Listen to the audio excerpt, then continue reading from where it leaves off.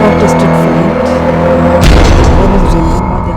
দীর্ঘ প্রায় 2 বছর দেশের বাইরে থাকা বাংলাদেশের ক্ষমতাচ্যুত প্রধানমন্ত্রী এবং আওয়ামী লীগের সভাপতি শেখ হাসিনা ঘোষণা দিয়েছেন সব ধরনের রাজনৈতিক প্রতিকূলতা, ষড়যন্ত্র এবং আইনি বাধা উপেক্ষা করে তিনি চলতি বছরই দেশে ফিরবেন।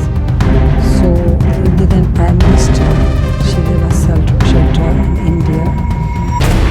ভারতের সংবাদ মাধ্যম এনডিটিভিকে দেওয়া এক সাক্ষাৎকারে তিনি এই দৃঢ় প্রত্যয় ব্যক্ত করেন।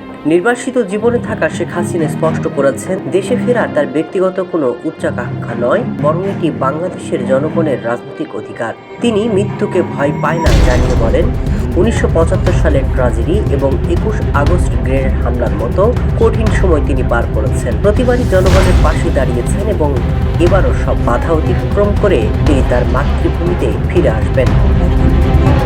ভারতে অবস্থান করলেও তার মন পড়ে রয়েছে বাংলাদেশে। তিনি জানান, বাবার সমাধি এবং প্রিয় দেশবাসীর কথা ভেবে তিনি প্রতিটি মুহূর্ত অস্থিরতায় পার করেন। তিনি বলেন, আমি শেষ দিন পর্যন্ত সংগ্রাম চালিয়ে যাব। আমি দৃঢ়ভাবে বিশ্বাস করি জনগণ আবারও গণতন্ত্র ফিরে পাবে এবং আওয়ামী লীগ জনগণের শক্তিতে ঘুরে দাঁড়াবে।